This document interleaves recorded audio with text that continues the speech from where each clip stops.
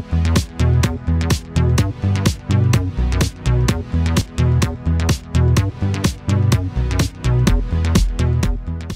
guys, and welcome back to Ninjago News TV. Today I'm listing my top 5 Ninjago armies.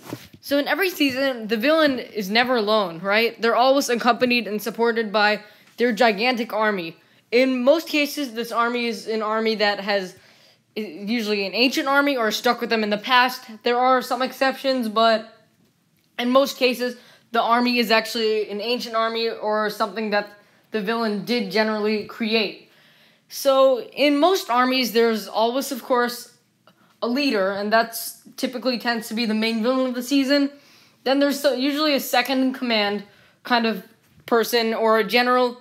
Then there's some other individuals who are named and a little bit of a higher rank. And then there are a bunch of normal ranked people who don't really have names except in the Lego sets, not in the shows. And they just all look like each other and are just basically the entirety of the army.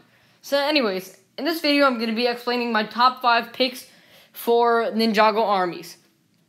The Vermilion army is my 5th favorite Ninjago army. Now, it's not really my 5th favorite. It's just an okay army in my opinion. Sadly, there aren't super amazing armies for me in Ninjago, but the ones that are good are really great. And then there are a bunch in the middle, and the Vermilion are at the top of the middle area for me. I love the Vermilion because of their physical capabilities and the way that they were introduced. It was definitely a very interesting idea for Ninjago. The idea was that they were bred by Crux from the eggs of the Great Devourer. And they were actually especially when we look at the Vermilion commanders, they were chosen because of their superior traits. And I find that actually to be super cool of an idea. And that's actually really fun. It's something that is actually explored in real life.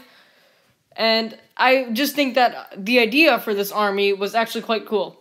Now, as for the actual army, it's okay, I guess. Their machinery is definitely extremely cool with their Vermilion ships and those catapults that launch eggs and armor. Yeah, and then their design. It also looks kind of cool, I guess. Their Hands of Time design and armor especially really stands out to me. And the fact that it's not even a person is also cool. The commanders, well, Blanc and Ragmuck are just really pathetic excuses of commanders. Maki is pretty cool, though, and she would be the second-in-command role that I talked about earlier, while Blanc and Ragmuck would be other named individuals. Sky Pirates are my 4th favorite army, and this is where we take a leap up from decent armies to good armies. The thing I love most is how diverse this army is. You have a hulking brute like Dogshank, a guy who kind of resembles a cowboy with flintlock, I mean, if you want to say that. Doubloon, who's, I don't know. Then there's Monkey Wrench, who's an actual animal. And then Clancy, who's a serpentine. And then, of course, you have Nauticon, who's an amazing character, as well as an amazing villain. Another thing I love is how all of these individuals get actual character development. In almost every other army, you don't really see character development from the individuals. You see very little character development. In this, it's definitely very different, and I have a feeling that the writers definitely wanted to put a bigger emphasis on the entire army rather than just the villain. You have Dogshank, who's characterized as this kind of hulking brute. I don't like her character, but she's still characterized. Then you have Doubloon, who's supposed to be a silent but skillful thief kind of guy. And then you have Flintlock, who kind of resembles a cowboy with his accent and his attire. And then you have Clancy, who's constantly nervous, and he's the guy who really doesn't belong on the team. And then, of course, Nauticon, who's charming as ever. So I really love the way that they're characterized. And then, of course, you have Squiffy and Bucko, who really don't count to me, but they're still, like, comic relief characters, like Crunch on Knuckle, if you know what I mean. But I love how diverse this army is. The Serpentine is truly an interesting tribe. What puts them in 3rd place is how diverse their skills and the different tribes of the Serpentine really are.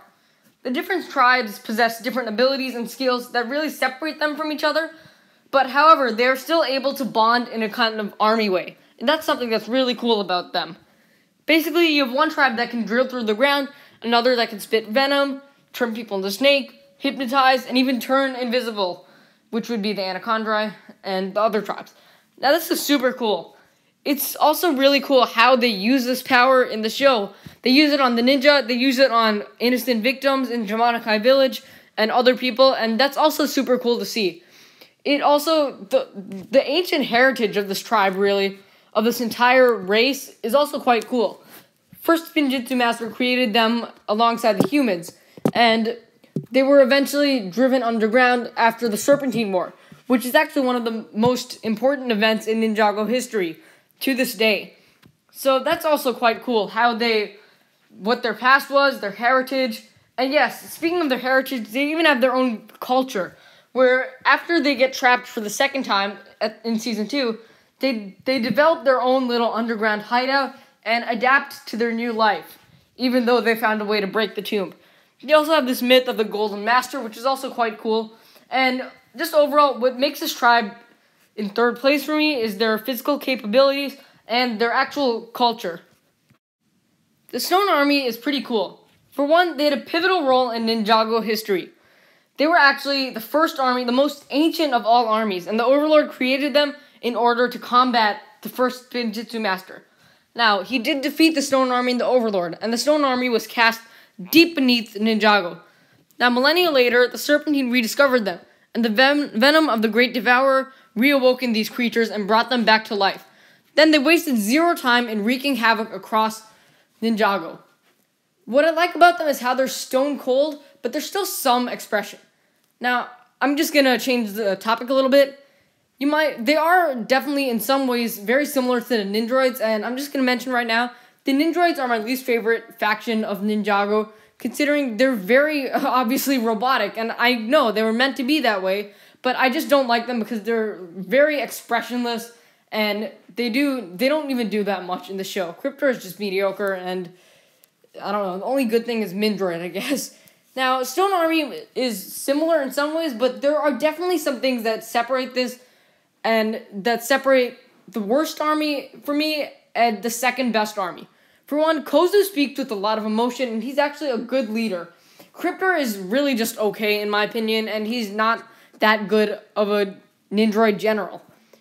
And on the other hand, Kozu is much more formidable and intimidating, and it's super cool. The ranks in the Stone Army are also much better, considering the Ninjroid army barely has any ranks. You got scouts, warriors, and swordsmen in the Stone Army, and they actually do their job. And then you have those giant stone warriors, which never actually show up with the rest of the Stone Army, but they are still there. That's pretty cool, and that separates the Ninjroid army, which is kind of very generic and boring for me, from the Stone Army, which is similar in several ways, but different in many. The Ghost Army is really cool, actually, and what does it mostly for me is their physical capabilities. They are ghosts, okay? They don't have bodies, which means they can go through walls, and they also have these super cool ghost tails. They can also possess people, which is also really cool and really useful for characters like Moro, and Bancha does it once also. That's super cool, and I still wish that they would have possessed more people. They would have used that ability more in Season 5. But that's besides the point now. Season 5 is over. The Ghost Army is also really cool because they were actually just a bunch of spirits trapped in the Cursed Realm. When Moro escaped, this all united them in their pursuit to be free and actually curse all of the world. Now, the Preeminent is technically their supreme leader. Then you have Moro, who's also not even a second command, I would say. He's even higher than second command. He's like the leader, like the guy who carries out all of the Preeminent's biddings, and, like that. But not really the second in command, like even a higher rank than that. Then you have other individuals who are actually named, like Bancha, Gultar, Wraith, and Soul Archer, who are actually pretty cool, and they get some of their own character development. Now, there are some things I don't like about this army, like their designs, which are really just mediocre, considering there are like about, 10 of them that look the same. And then also there's very little backstory about this army, but the goods outweigh the bads by a ton here. And this army is just super cool to see on the screen in general.